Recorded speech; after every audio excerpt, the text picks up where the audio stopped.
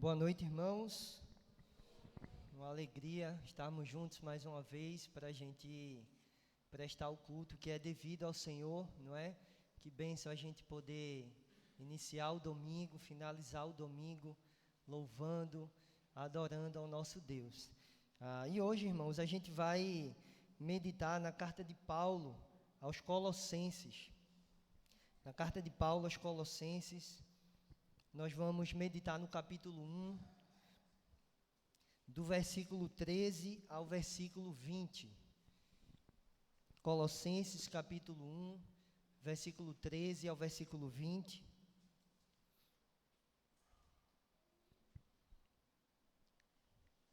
Diz assim o texto: Ele nos libertou do império das trevas e nos transportou para o reino do Filho do seu amor, no qual temos a redenção, a remissão dos pecados. Este é a imagem do Deus invisível, o primogênito de toda a criação, pois nele foram criadas todas as coisas, nos céus e sobre a terra, as visíveis e as invisíveis, sejam tronos, sejam soberanias, quer principados, quer potestades. Tudo foi criado por meio dele e para ele. Ele é antes de todas as coisas, nele tudo subsiste. Ele é a cabeça do corpo, da igreja. Ele é o princípio, o primogênito de entre os mortos, para em todas as coisas ter a primazia, porque aprouve a Deus que nele residisse toda a plenitude, e que, havendo feito a paz pelo sangue da sua cruz, por meio dele, reconciliasse consigo mesmo todas as coisas, quer sobre a terra, quer nos céus. Amém. Vamos orar ao Senhor, pedir que Ele nos conduza aqui nesse tempo. Santo Deus, a gente louva, Pai, o Teu nome, porque não há, Pai, nenhum Deus como o Senhor. Só o Senhor, Pai, é santo. Só o Senhor é justo, Pai. E por isso, Pai, a gente se curva aqui diante do Senhor mais uma vez, Pai, reconhecendo a Tua grandeza e a Tua majestade. A gente reconhece também, Pai, a nossa necessidade do Senhor. E por isso, Pai, a gente pede a Tua condução aqui nessa noite, Pai. Que o Senhor seja conosco em tudo que pensarmos aqui nessa noite. Que o Senhor ilumine, Pai, a nossa mente, para que de fato, Pai, a gente possa conhecer mais o Senhor. Assim que nós te oramos, em nome de Jesus. Amém. Irmãos, essa carta de Paulo aos Colossenses, ela é uma daquelas cartas conhecida como carta da prisão. O apóstolo Paulo, ele escreve essa carta ali quando ele está preso em Roma. A gente pode saber disso porque durante a carta o apóstolo mesmo, ele vai falar sobre as suas algemas, né? E o apóstolo Paulo, ele escreve essa carta ali por volta do ano 61 e 62. Mas é interessante a gente pensar esse cuidado que o apóstolo Paulo tem com aquela igreja, porque Paulo não plantou a igreja de Colossos, não é? Então, Paulo, mesmo sem plantar, mesmo sem ter feito esse início de trabalho ali naquela igreja, Paulo tem total cuidado com aquela igreja e com a doutrina que estava ali sendo pregada no meio daqueles irmãos. Mas é interessante também pensar que Paulo, ele diz que está mantendo grande luta por aquela igreja. A gente vê isso no início do capítulo 2 dessa carta. Paulo diz que está mantendo grande luta, né? E o que é que a gente pode entender que o apóstolo Paulo está fazendo ali? Essa luta é por meio de orações e por meio de instruções que ele tem feito para que aquela igreja, então, caminhe na verdade e caminhe no conhecimento do Senhor. Então, o principal propósito, a principal meta aqui do apóstolo Paulo é firmar aqueles irmãos no conhecimento de Cristo. O que estava acontecendo ali naquela igreja era que vários ensinos errados estavam começando a se infiltrar ali no meio daqueles irmãos, e o objetivo então do apóstolo Paulo é firmar aqueles irmãos no conhecimento verdadeiro de Cristo. Então, ensinos ali que eram alheios aos ensinos dos apóstolos estavam começando a entrar na igreja de Colossos. E alguns desses erros que estavam entrando era o conhecido gnosticismo. No domingo passado a gente ouviu um pouco sobre o gnosticismo aqui. O gnosticismo tinha essa ideia de que havia um conhecimento secreto, havia um conhecimento oculto, e só algumas pessoas, então, que tinham esse conhecimento que podiam ser salvos, de acordo com o gnosticismo. Eles acreditavam também que a matéria era má e o espírito era bom. Mais um segundo erro que estava ali entrando naquela igreja de Colossos era o legalismo. O legalismo é aquela forma de a gente tentar, de algum modo, agregar méritos à nossa salvação. É aquela vida do pode ou não pode, como se, de alguma forma, a gente pudesse agregar méritos à nossa salvação. E o legalismo também era um desses erros que estava ali entrando na igreja de Colossos. Mais um erro que também tinha naquela igreja era o ascetismo. O ascetismo, os ascéticos, eles tinham a ideia de que se eles se privassem de algumas coisas que eram lícitas, se eles se privassem dessas coisas, de algum modo eles iam ter uma espiritualidade um pouco mais elevada. Então, de repente, eles iam se privar do casamento, do sono, de algum tipo de comida ali, como se isso, de alguma forma, aproximasse mais eles de Deus. E a gente tinha também práticas pagãs, a gente tinha um misticismo entrando ali, invadindo aquela igreja, e toda essa mistura, então, de erros era conhecida, os teólogos chamam dessa heresia de Colossos, né? Uma mistura ali de erros que formava, então, essa heresia.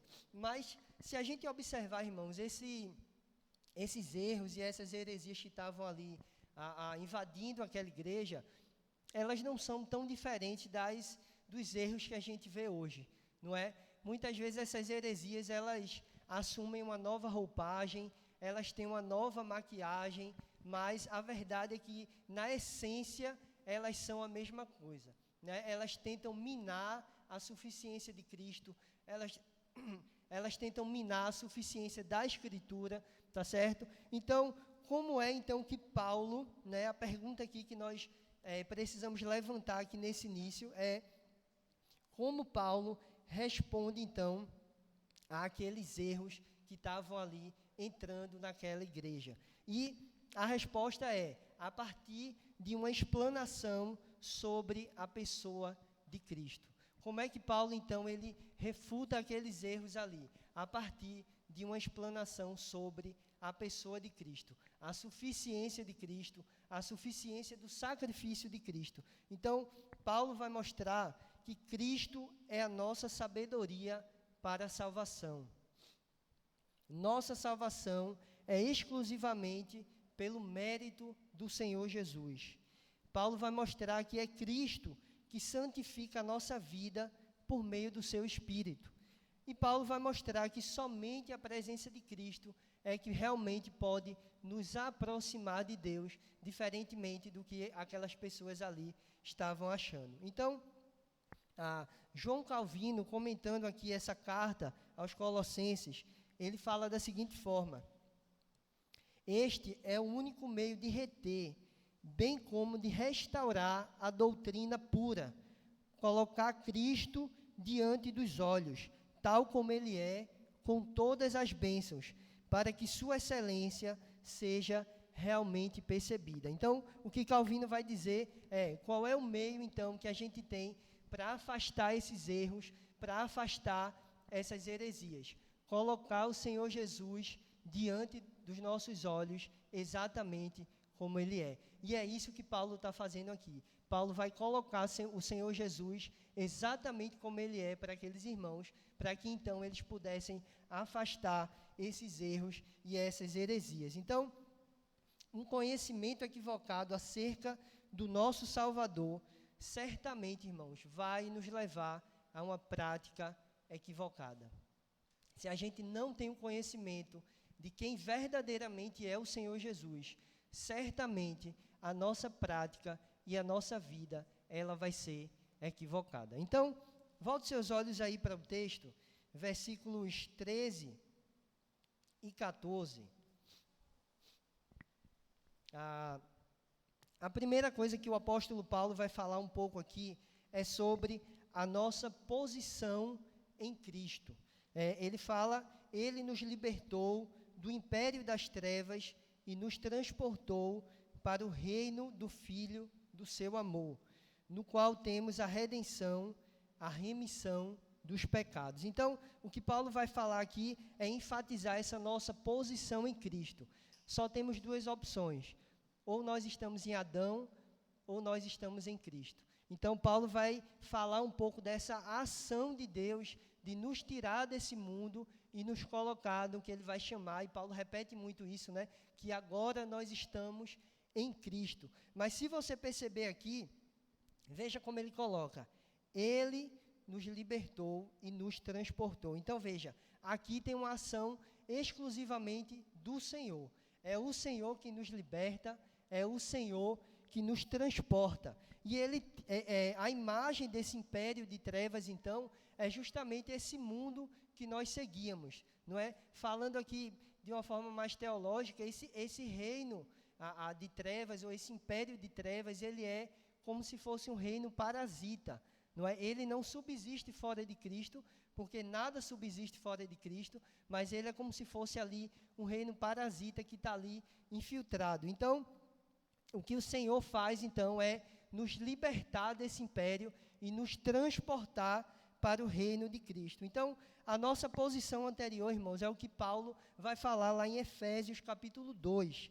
Lá em Efésios capítulo 2, versículos 1 e 2, Paulo diz assim: ele nos deu vida, estando vós mortos nos nossos delitos e pecados, segundo que nós andávamos segundo o curso deste mundo. Então, de forma prática, o que o apóstolo Paulo está explicando aqui é que o Senhor nos fez assentar, como ele diz lá em Efésios, nos lugares celestiais em Cristo Jesus. Ou seja, a nossa posição que antes era em Adão, agora nós estamos em Cristo. Então, dizer que nós estamos em Cristo, irmãos, é o mesmo que dizer que nós estamos revestidos da justiça de Cristo. É o mesmo que dizer que agora nós temos essa vida eterna. A vida eterna não é algo que nós vamos ainda conquistar, mas aqueles que estão em Cristo, esses já têm a vida eterna. Por isso, de algum modo aqui, Paulo já está afastando qualquer tipo de legalismo que possa acontecer ali naquela igreja, porque se de algum modo aqueles irmãos estavam tentando ali, pelas suas forças, conseguir a salvação, Paulo já está dizendo aqui, olha, foi ele que nos transportou, foi ele que nos libertou. Veja o versículo 14, a continuação aí do que Paulo está dizendo.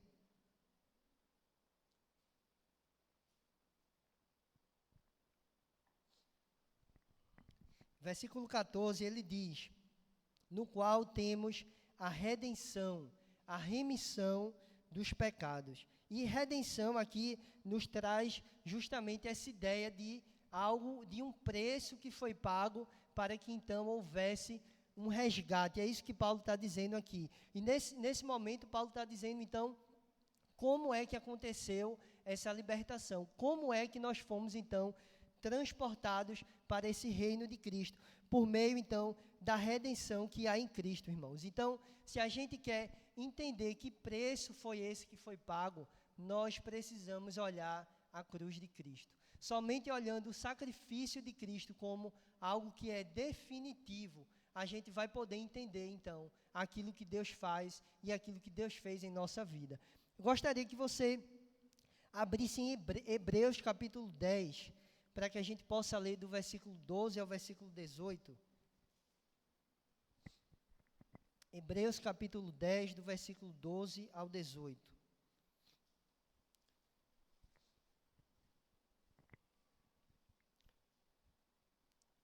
Veja o que diz o texto. Jesus, porém, tendo oferecido para sempre um único sacrifício pelos pecados, assentou-se à destra de Deus, aguardando daí em diante, até que os seus inimigos sejam postos por estrado dos seus pés. Porque com uma única oferta aperfeiçoou para sempre quantos estão sendo santificados. E disto nos dá testemunho também o Espírito Santo, porquanto, após ter dito, esta é a aliança que farei com eles. Depois daqueles dias, diz o Senhor, porei no seu coração as minhas leis, e sobre a sua mente as inscreverei. Acrescenta, também de nenhum modo me lembrarei dos seus pecados e das suas iniquidades para sempre.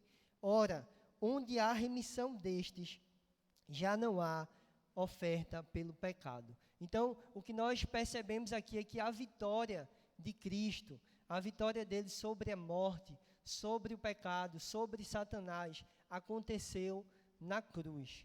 Jesus não vai vencer por ocasião da sua segunda vinda. O que a Bíblia nos ensina é que na cruz, Jesus já venceu o pecado e Jesus já venceu a morte. Então, irmãos, o que nós precisamos entender aqui, que a nossa salvação, de nenhum modo, é por algo que nós fazemos.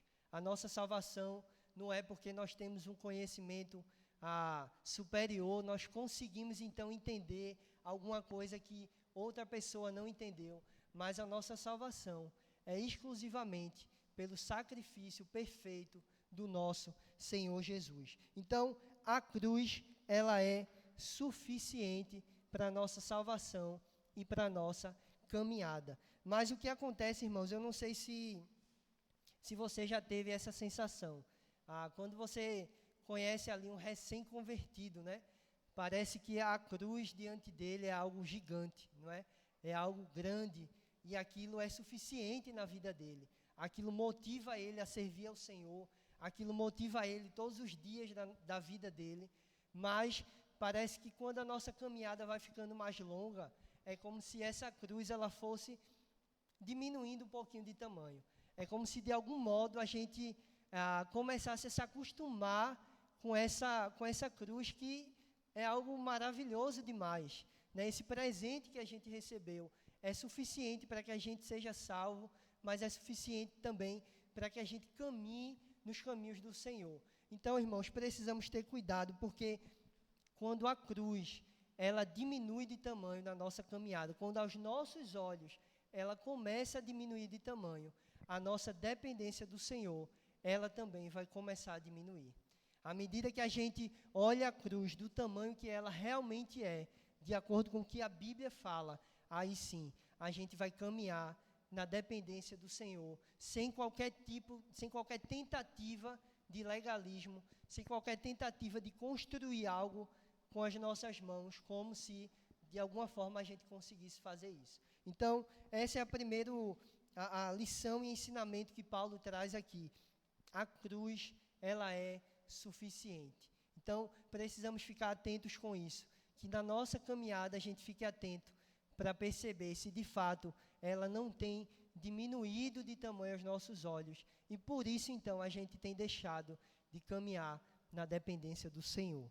Mas o apóstolo Paulo, ele fala aqui então, no qual temos a redenção, a remissão dos pecados. Os nossos pecados, eles foram cravados na cruz do nosso Senhor Jesus Cristo. Então, nós andamos em obediência agora, não mais porque a partir dessa obediência eu vou ser salvo, mas essa obediência é porque então nós desejamos caminhar em comunhão com o Senhor, porque o Senhor mesmo nos santifica e nós queremos então ter essa comunhão com o Senhor, mas não porque de algum modo aquilo que eu faço vai me trazer então a salvação. Então Paulo ele continua aqui, versículo 15, observe o versículo 15. Nesse momento, então, Paulo ele vai focar, então, aqui o seu argumento na pessoa de Cristo, né? Primeiro ele fala um pouco dessa ação de Deus, aquilo que Deus faz em nossas vidas, mas depois, então, Paulo ele vai focar o seu argumento agora na pessoa de Cristo. Veja o versículo 15, o que ele diz. Este é a imagem do Deus invisível, o primogênito de toda a criação. Versículo 16, pois nele foram criadas todas as coisas, nos céus e sobre a terra, as visíveis e as invisíveis, sejam tronos, sejam soberanias, quer principados, quer potestades, tudo foi criado por meio dele e para ele. Versículo 17, ele é antes de todas as coisas, nele tudo subsiste. Então, muitas heresias também surgiram ali no início da história da igreja, acerca da pessoa de Cristo. Então, alguns achavam que ele era só um ser humano com uma moral muito elevada, um ser humano muito bom. Alguns achavam que ele era Deus, mas que, na verdade, ele não teria ali um corpo. Então, a primeira coisa que Paulo vai dizer aqui é que ele é a imagem do Deus invisível. O que Paulo está querendo dizer aqui é que Jesus é Deus. O que Paulo está querendo dizer aqui é que Jesus é Deus. O Deus invisível se tornou visível na pessoa de Cristo. João Batista, lá no capítulo 1 de João, versículo 18, ele diz o seguinte: ninguém jamais viu a Deus, o Deus unigênito que está no seio do Pai é quem o revelou. Então, o Deus invisível, irmãos, se torna visível na pessoa do Senhor Jesus Cristo. Veja, eu gostaria que você abrisse em João capítulo 8, abra comigo, por favor, João capítulo 8, no versículo 56.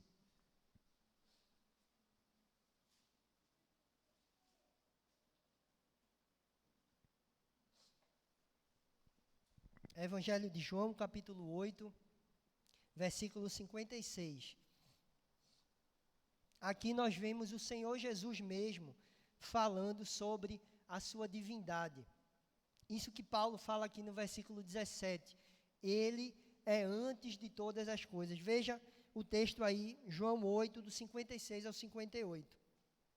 Jesus diz: Abraão, vosso pai, alegrou-se por ver o meu dia, viu e regozijou-se.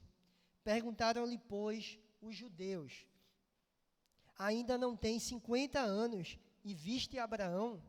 Jesus respondeu: em verdade vos digo, antes que Abraão existisse, eu sou.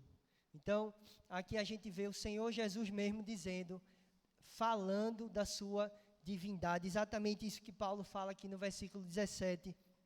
Ele é antes de todas as coisas. Mas eu gostaria que você observasse aqui o que Paulo fala no versículo 15, porque Paulo vai usar aqui então a palavra primogênito da criação. E essa palavra aqui, ela pode, irmãos, de algum modo nos dar uma ideia errada sobre a pessoa de Cristo. Quando Paulo fala que Jesus é o primogênito, Paulo não está querendo dizer aqui que Jesus ele foi criado. Paulo, de nenhum modo, ele está dizendo que Jesus foi criado com essa palavra aqui, primogênito. O que Paulo está querendo dizer aqui é no sentido de que Jesus ele tem a primazia, é que Jesus ele tem o direito sobre todas as coisas por ser quem ele é. Então veja, versículo 19, Paulo vai afirmar mais uma vez, dizendo que nele reside toda a plenitude. E a ideia dessa palavra aqui, plenitude, no grego, quer dizer aquilo que é completo em si mesmo. Aquilo que é completo em si mesmo. Então, nele foram criadas todas as coisas. Nele tudo subsiste. Então, por intermédio do Filho, a gente pode concluir aqui, é que todas as coisas vieram a existir, mas todas as coisas são sustentadas. Nele tudo subsiste. Fora de Cristo não há nada. Fora de Cristo não há vida. Tudo subsiste no Filho. Então, irmãos, no primeiro ponto, a gente percebeu aqui que a cruz, ela é suficiente. E nesse segundo ponto, eu gostaria de observar com você que Jesus é suficiente. Em Cristo, irmãos, nós temos tudo que precisamos. Diferente daqueles gnósticos ali que, de algum modo, eles queriam um conhecimento ali diferente, um conhecimento oculto. O que Paulo está dizendo aqui, olha, em Cristo nós temos todo o conhecimento, em Cristo nós temos toda a sabedoria, toda a vida está em Cristo, e nós não precisamos buscar de outras fontes, nós não precisamos buscar em outros lugares. Veja, eu falei no começo que, de algum modo, essas heresias, elas mudam de nome, elas assumem uma nova roupagem, e a gente percebe isso nas igrejas de hoje. De algum modo, as pessoas estão querendo, como se fosse, anexar coisas, não é? Mas a verdade, irmãos, é que nós não precisamos de nada além do Senhor Jesus. Em Cristo, nós temos todo o conhecimento, toda a sabedoria. Em Cristo, nós temos toda a vida. Então, nós precisamos, irmãos, recuperar a reverência que nós temos que ter ao Filho de Deus. Nós precisamos recuperar a reverência que nós temos a Jesus. Muitos têm pintado, irmãos, hoje nas igrejas, um Jesus que está quase com um pires na mão, não é? E a gente ouve algumas frases como, por exemplo, por favor, aceite a Jesus, né? Como se Jesus ele fosse quase que um necessitado, não é? Mas a verdade, irmãos, que esse não é o Jesus da Bíblia. O Jesus da Bíblia é esse que é a imagem do Deus invisível. Como Isaías fala lá no capítulo 9, quando ele fala que um menino nos nasceu, um filho nos foi dado, o governo está sob seus ombros. E ele se refere a Jesus como maravilhoso conselheiro, Deus forte. Em João capítulo 1, nós vemos o apóstolo se referindo a Jesus como o Verbo, aquele que sempre existiu. Portanto, irmãos, nós precisamos recuperar a reverência que nós temos que ter a Jesus. Jesus não é igual a mim e igual a você. Ele é Deus. E por isso, irmãos, por mais que a gente tenha toda a liberdade, não é, para chegar diante do Senhor por causa do seu sangue, mas nós precisamos recuperar essa reverência em relação ao Filho de Deus. Então, somente a partir, irmãos, de uma cristologia correta, ou seja, de um conhecimento correto acerca do Filho de Deus, é que nós podemos viver de forma plena. O que estava acontecendo ali com aqueles irmãos é que a imagem de Cristo estava sendo distorcida naquela igreja. Não é a suficiência do sacrifício de Cristo, a suficiência da pessoa de Cristo, tudo isso estava sendo distorcido ali naquela igreja. E por isso, então, irmãos, aqueles irmãos de Colossos começaram a cair em diversas heresias. Então, como Calvino fala no começo aqui que nós lemos, a melhor maneira, então, da gente afastar qualquer tipo de heresia é colocar o Senhor Jesus diante dos nossos olhos, exatamente como Ele é. Então, queria avançar um pouquinho mais com você aqui no texto, a partir do versículo 19, então, 18 e 19.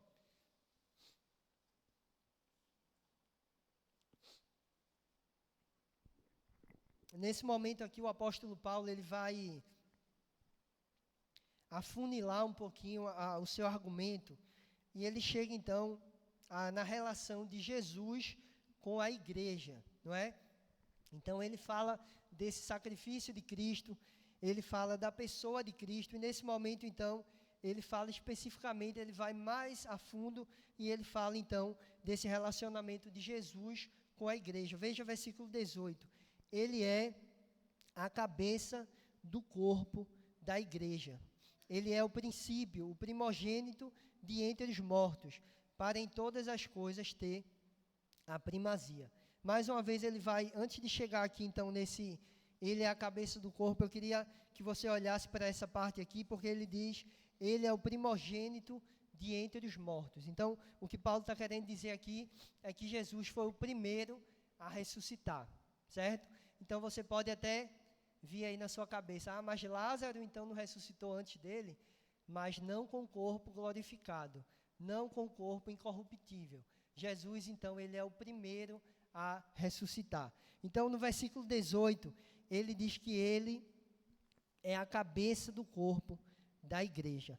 E para poder ajudar a gente, então, a entender o que é que significa Jesus ser a cabeça do corpo da igreja, eu trouxe uma frase aqui do James Bannerman. Ele tem um livro que é A Igreja de Cristo. E eu queria ler, peço sua atenção aqui. A igreja, como sociedade, deve sua origem a Cristo. Ela deriva dele o seu governo e os seus ministros. Recebe dele as suas leis e a sua constituição. extrai dele a sua influência espiritual e sua graça. Aceita da sua mão as suas ordenanças e suas instituições. Ela age em nome dele e é guiada em seus procedimentos pela autoridade dele. Na expressão de que o Senhor Jesus é o cabeça da igreja e no fato de que ele é a única fonte do poder da igreja. Há muito mais coisas envolvidas do que a verdade de que ele é o fundador de uma sociedade cristã.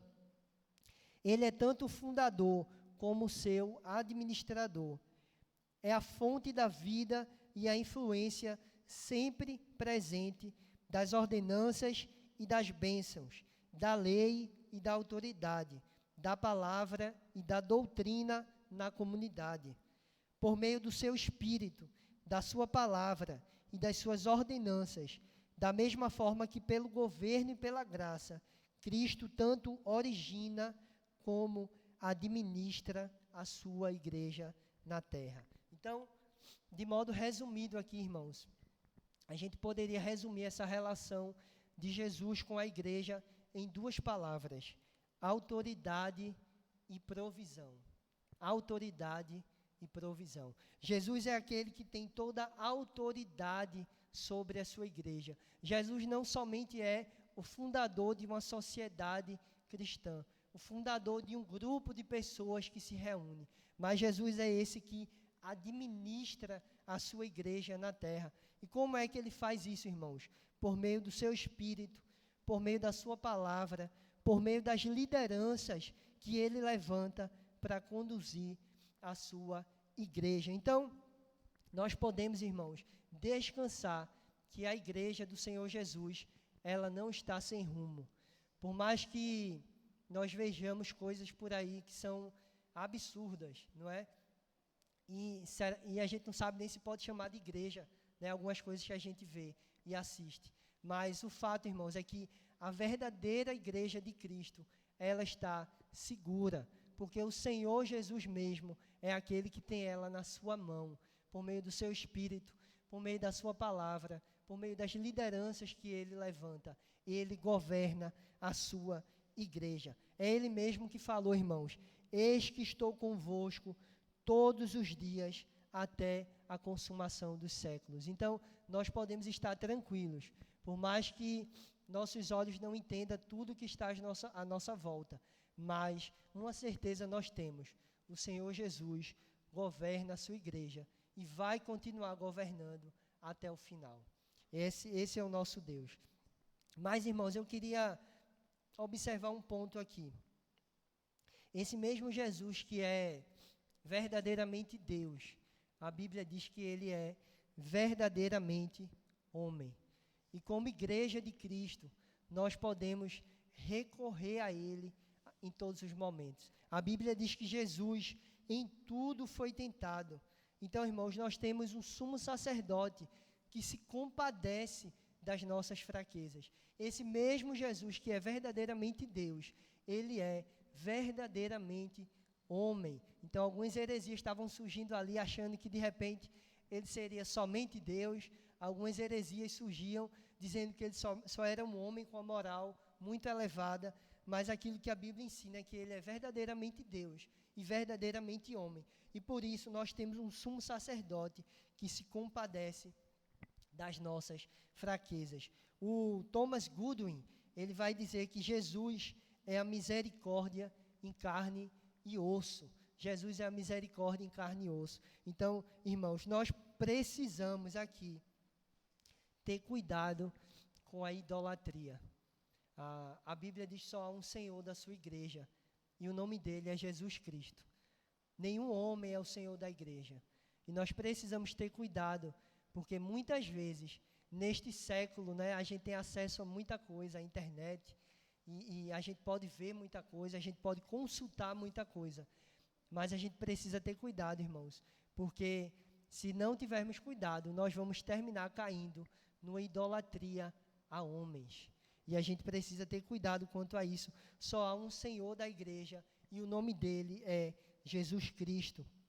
Aquele que tem toda a autoridade, mas também aquele que é o único que pode suprir as nossas necessidades. Então, caminhando aqui para a reta final, versículo 20, o apóstolo Paulo, então, mais uma vez, ele vai retomar o seu argumento sobre a suficiência do sangue de Cristo e da cruz. Veja o que ele diz, versículo 20. E que, havendo feito a paz pelo sangue da sua cruz, por meio dele, reconciliasse consigo mesmo todas as coisas, quer sobre a terra, quer sobre os céus. Então, nós temos paz com Deus por causa do sangue de Cristo. A gente viu que os ascéticos ali, eles estavam, de algum modo, querendo ter uma espiritualidade mais elevada por meio daquilo que eles estavam se privando, não é? Mas a verdade é que nós já temos paz com Deus, nós já temos um relacionamento com Deus por causa do sangue de Cristo, por causa do nosso mediador. E é somente por causa desse mediador que nós podemos, então, ter acesso ao Senhor. Então, resumindo aqui um pouco aquilo que a gente viu, a cruz, ela é suficiente para a nossa salvação. Jesus, ele é suficiente, nós não precisamos de buscar em outras fontes, ele tem todo o conhecimento, ele tem toda a sabedoria. E o Senhor Jesus é aquele que tem autoridade e é aquele que provê tudo aquilo que a sua igreja precisa. E nele, então, nós podemos descansar. Mas eu queria pensar, irmãos, então, aqui em duas aplicações, caminhando aqui já para a nossa reta final.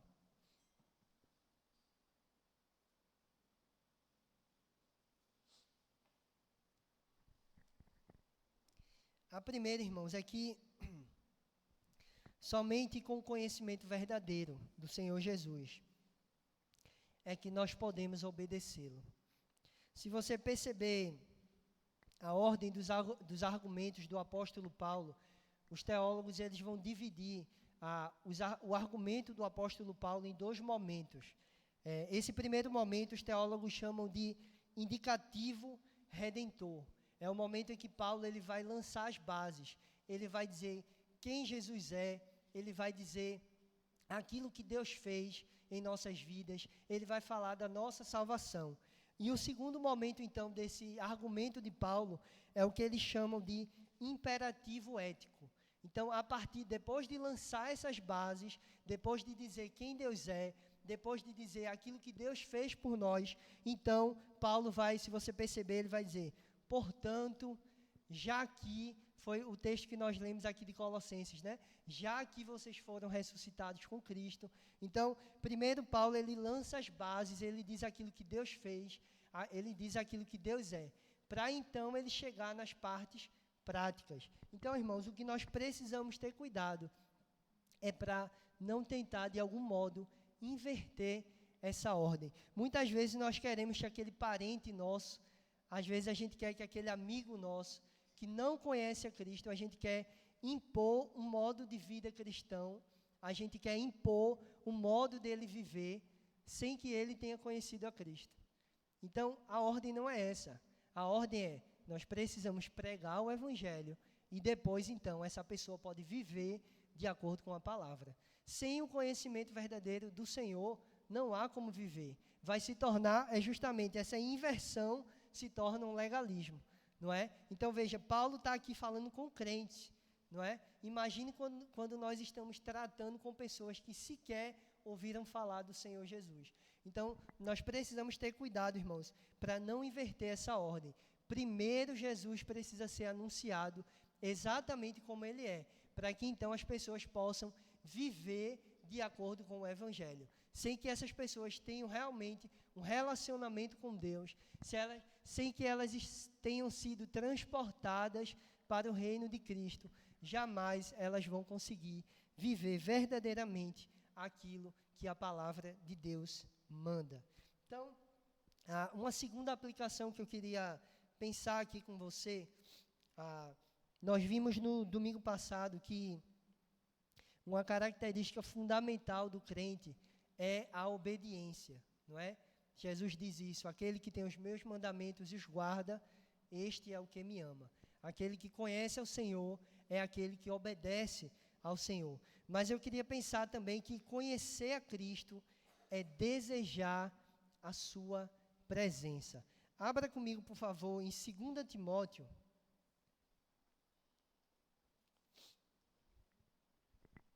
2 Timóteo, capítulo 4.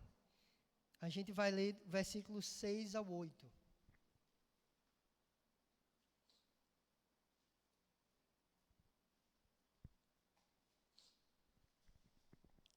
2 Timóteo, capítulo 4, versículos 6 ao 8.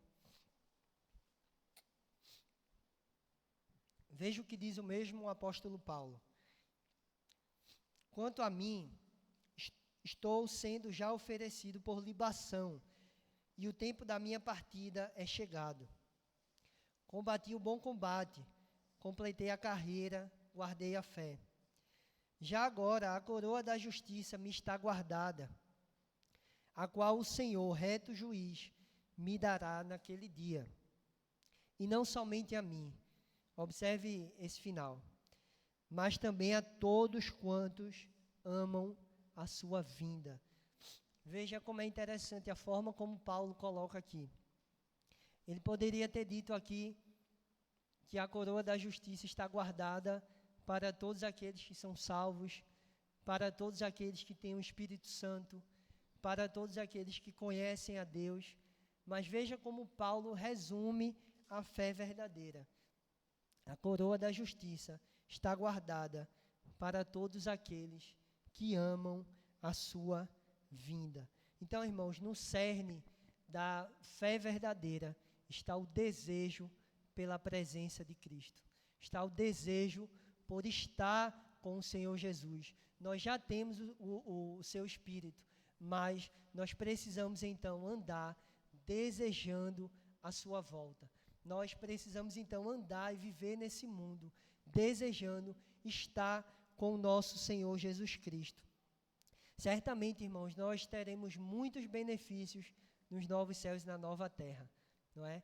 Nos novos céus e na nova terra, o boleto do plano de saúde não vai aumentar assim de um mês para o outro de forma absurda, né? Você não vai enfrentar o trânsito da Agamenon, nós não teremos o pecado, mas a nossa porta, nós teremos muitos benefícios. Mas, irmãos, acima de todas as coisas, o maior benefício que nós teremos é estar com o nosso Senhor. Esse é o maior benefício que nós teremos. Aquele relacionamento que foi lá no Éden separado, nos novos céus e na nova terra, nós estaremos plenamente com o nosso Senhor. Esse é o maior benefício, irmãos, que nós teremos. Então, o verdadeiro conhecimento do Senhor Jesus, ele nos levará a desejar a sua presença, a desejar a sua vinda acima de todas as coisas. Esse será o nosso maior benefício. Nós estaremos com o nosso Senhor durante toda a eternidade. Irmãos, se isso não motiva o nosso coração, nada mais vai motivar. Se está com Cristo, está diante do nosso Senhor, desse que é a imagem do Deus invisível, se isso não motiva o nosso coração, nada mais vai motivar o nosso coração. Então, que o Senhor, ele tenha misericórdia de nós, que o Senhor nos ajude, que ele abra nossos olhos, para que a gente possa enxergar o nosso Salvador exatamente como ele é. E eu queria então finalizar, irmãos, lendo mais uma vez a frase de Calvino, que nós lemos no começo. Este é o único meio de reter, bem como de restaurar a doutrina pura, colocar Cristo diante dos olhos, tal como ele é, com todas as bênçãos, para que sua excelência seja realmente percebida. Amém. Curve sua cabeça, vamos orar. Senhor Deus, louvado seja o teu nome, ó Pai, porque o Senhor não nos deixou sozinhos. A gente tem a tua palavra, Pai, que nos guia a toda a verdade. E por isso, Pai, a gente mais uma vez se curva diante do Senhor, Pai. A gente se curva diante da majestade do Senhor, diante da majestade, Pai, do teu Filho Jesus, Pai, o nosso Salvador. Sabemos que somente, Pai, por meio de Cristo é que nós temos acesso ao Senhor. A cruz, Pai, o sacrifício de Cristo, ele é suficiente para a nossa salvação, Pai. O nosso Senhor Jesus, ele é suficiente, Pai, para que a gente viva uma vida plena aqui diante do Senhor, Pai. Nós confiamos, Pai, que o rumo da Tua igreja, que o rumo do Teu povo, Pai, está nas Tuas mãos e que o nosso destino final é certo, Pai, porque o Senhor mesmo nos assegura isso pela Tua palavra, Pai. Então, nos ajuda, Pai, a caminhar nesse mundo de forma santa, que a gente possa honrar o Teu nome, Pai, que a gente possa pregar o Evangelho, para que mais pessoas conheçam esse Cristo da palavra, Pai. Esse Cristo que é o Deus forte, Pai da eternidade, Príncipe da paz. Assim que nós te oramos em nome de Jesus. Amém.